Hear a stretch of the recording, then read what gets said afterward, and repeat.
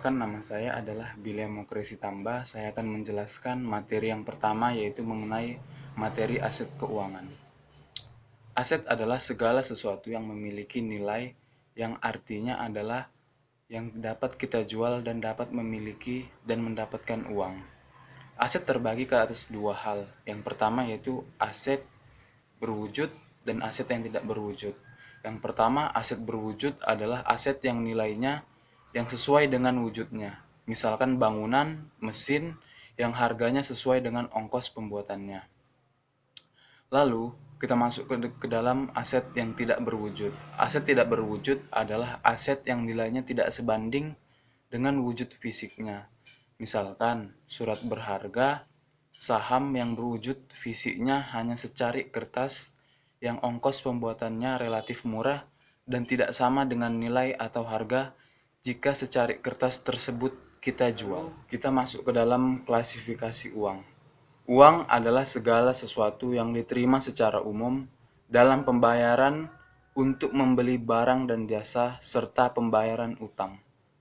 Ada beberapa kriteria untuk menggunakan uang, yaitu yang pertama, acceptability adalah barang yang dapat menjadi uang adalah diterima secara umum dan diketahui secara umum. Yang kedua, stability of value, yaitu mempunyai nilai yang stabil.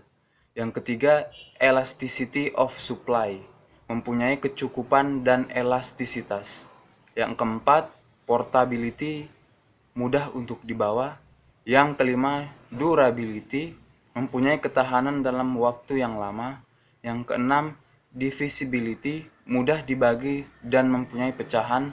Dan yang ketujuh, yang terakhir, tidak mudah untuk ditiru. Pihak yang setuju untuk melakukan pembayaran kas atau klaim atas aset keuangan tersebut disebut dengan emiten atau issuer, sedangkan penerima klaim disebut sebagai investor. Contoh dari aset keuangan adalah pinjaman atau kredit, obligasi retail Republik Indonesia, saham biasa, dan saham preferen. Adapun klasifikasi uang yang dapat kita lihat adalah dari berbagai sisi adalah sebagai berikut. Yang pertama adalah berdasarkan bahan. Dilihat dari bahannya, untuk membuat sebuah uang maka diklasifikasikan ke dalam dua macam, yakni uang logam dan uang kertas. Yang kedua berdasarkan nilainya. Klasifikasi nilai dapat dinilai dari yang terkandung pada uang tersebut, yakni dua jenis. Yang pertama bernilai penuh, merupakan uang yang nilai instruksinya sama dengan nilai nominalnya. Yang kedua, tidak bernilai penuh, merupakan uang yang nilai instruksinya lebih kecil dari nilai nominalnya. Yang ketiga, berdasarkan lembaga, maksudnya adalah badan atau lembaga yang menerbitkan uang atau mengeluarkan uang.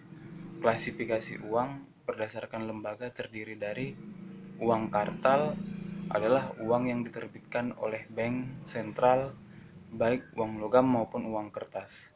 Yang kedua, uang giral merupakan uang yang diterbitkan oleh bank umum seperti cek, biliar, giro, travel check, dan credit card. Lalu yang keempat adalah berdasarkan kawasan. Uang jenis ini dilihat dari daerah atau wilayah berlakunya suatu uang. Klasifikasi uang berdasarkan wilayah atau kawasan adalah yang pertama uang lokal, uang yang berlaku di suatu negara tertentu. Baru yang kedua adalah uang regional, uang yang berlaku di kawasan tertentu yang lebih luas dari uang lokal. Dan yang terakhir, yang ketiga, uang internasional, uang yang berlaku antar negara. Fungsi uang yaitu 1. Sebagai alat tukar menukar, 2. Sebagai alat satuan hitung, 3. Penimbun kekayaan, 4. Standar pencicilan utang, 5. Uang sebagai alat menabung. Sistem keuangan. Sistem keuangan yaitu suatu jaringan dari berbagai unsur-unsur yang saling kait-mengkait, yang terdiri dari rumah tangga, lembaga pemerintah, lembaga keuangan yang membentuk pasar keuangan. Lembaga keuangan sangat diperlukan dalam perekonomian modern sebagai mediator antara kelompok masyarakat yang kelebihan dana dan kelompok masyarakat yang memerlukan dana. Fungsi sistem keuangan: 1. Menyediakan mekanisme pembayaran. 2. Menyediakan kredit bagi unit defisit. 3. Menciptakan uang melalui penyediaan kredit dan mekanisme pembayaran. 4. Memberikan sarana penyimpanan dana dan dalam berbagai jenis penyimpanan. Sistem keuangan dalam perekonomian memiliki fungsi pokok sebagai berikut. 1. Fungsi tabungan. 2. Fungsi penyimpan kekayaan. 3. Fungsi likuiditas. 4. Fungsi kredit. 5. Fungsi pembayaran. 6. Fungsi risiko. 7. Fungsi kebijakan.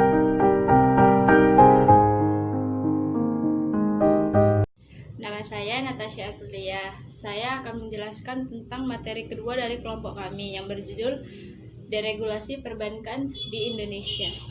Ini saya akan menjelaskan tentang deregulasi perbankan di Indonesia. Deregulasi adalah aturan atau sistem yang mengatur tindakan atau proses menghilangkan atau mengurangi segala aturan. Deregulasi menunjuk kebijakan pemerintah untuk mengurangi atau meniadakan aturan administratif yang mengekang kebebasan gerak modal barang dan jasa. Ini pengertian dari deregulasi perbankan. Deregulasi perbankan adalah suatu keadaan di mana terjadinya perubahan peraturan dalam perbankan, khususnya di Indonesia. Ini terjadi karena belum tangguhnya keadaan perbankan Indonesia, disebabkan perbankan Indonesia adalah warisan dari negara penjajah Indonesia, sehingga tidak memiliki kemampuan untuk mengelola perbankan dengan baik. Dan Indonesia memang tidak didasari untuk belajar dari negara-negara lain yang sudah leluasa, negara-negara lain yang sudah lebih lama mengatur soal deregulasi ini, disebabkan dengan tujuan membuat suasana perbankan Indonesia lebih stabil. Dibuatlah kebijakan-kebijakan yang mengatur tentang perbankan di Indonesia dari 1 Juni tahun 1983 yang memberikan keleluasaan kepada bank-bank untuk menentukan suku bunga deposito. Dengan paket kebijakan 27 Oktober 1988 atau Pakto 88. Hanya dengan modal 10 miliar, maka seorang pengusaha bisa membuka bank baru, sehingga pada saat itu meledaklah jumlah bank-bank di Indonesia. Lalu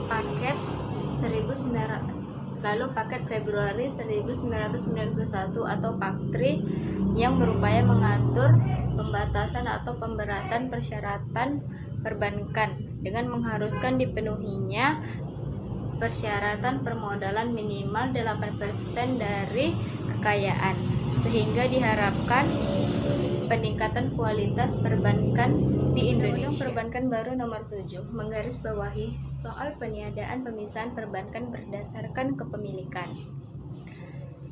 Hingga Pakmi pemerintah berharap menguncurkan kredit sehingga dunia usaha tidak lesu lagi dan industri otomotif bisa bergairah kembali.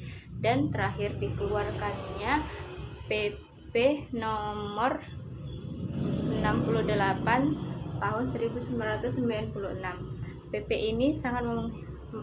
ini sangat menguntungkan para nasabah. Kondisi perbankan di Indonesia sebelum dan sesudah diregulasi. Yang pertama, kondisi sebelum diregulasi. Poin A, masa kolonial atau wilayah Hindia Belanda. Poin pertama, mobilisasi dana dari investor untuk membiayai kebutuhan dana, investasi, dan modal kerja perusahaan-perusahaan besar milik kolonial.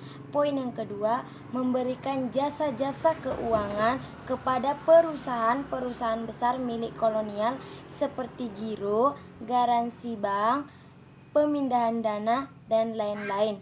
Poin ketiga, membantu pemindahan dana jasa modal dari wilayah kolonial ke negara penjajahan. B. Masa setelah kemerdekaan. Poin pertama, mobilisasi dana dari investor untuk membiayai kebutuhan dana investasi dan modal kerja perusahaan-perusahaan besar milik pemerintah dan swasta. Poin kedua, memberikan jasa-jasa keuangan kepada perusahaan-perusahaan besar.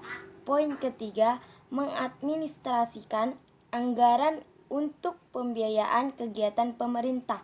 Poin keempat, menyalurkan dana anggaran untuk membiayai program dan proyek pada sektor-sektor yang ingin dikembangkan oleh pemerintah. Yang C, masa sebelum diregulasi pemerintah.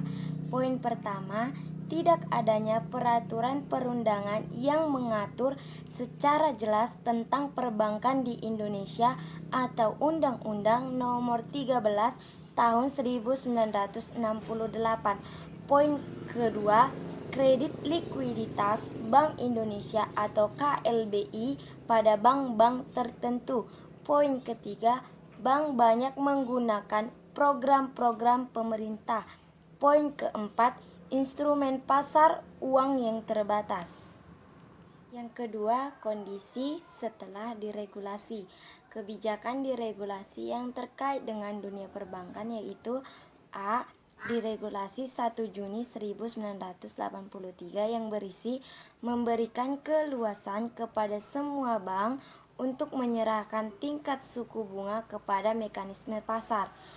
Poin B, diregulasi Oktober 1988 yang berisi memberikan keringanan persyaratan bagi bank-bank yang ingin meningkatkan statusnya menjadi bank devisa, membuka kemungkinan pendirian bank campuran atau kerjasama dengan bank asing, dan memberikan kesempatan bagi bank asing untuk membuka kantor cabang pembantu di kota-kota tertentu. Poin C, diregulasi 25 Maret 1989 atau penyempurnaan Faktor 88 yang berisi memberi kesempatan yang lebih luas bagi bank untuk melakukan penyertaan dan pada lembaga-lembaga lain serta memberikan kredit investasi jangka menengah dan jangka panjang. Setelah adanya diregulasi ini, perbankan Indonesia mengalami perkembangan yang cukup signifikan. Adapun ciri perbankan setelah diregulasi antara lain, yang pertama, adanya peraturan yang memberikan kapasitas hukum.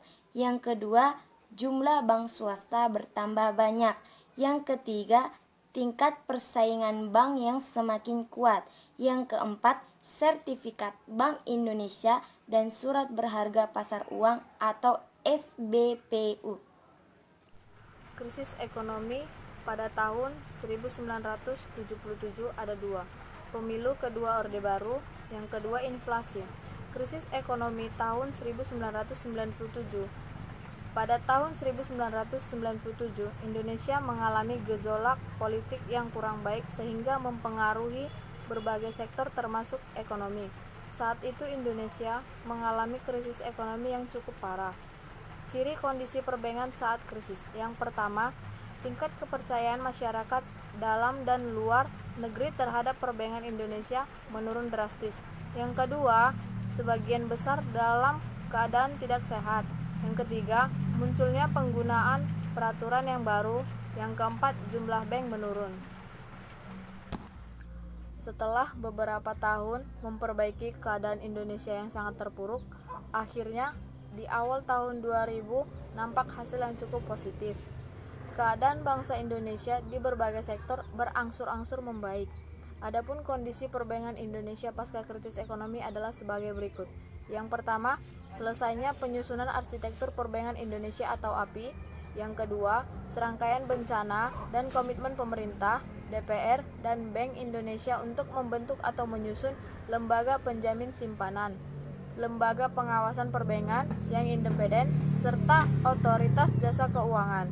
Yang ketiga, kinerja yang lebih baik yang mengarah kepada praktik, manajemen pengelola risiko yang lebih baik, struktur perbankan nasional yang lebih baik, serta penerapan prinsip kehati-hatian atau prudential banking yang konsisten.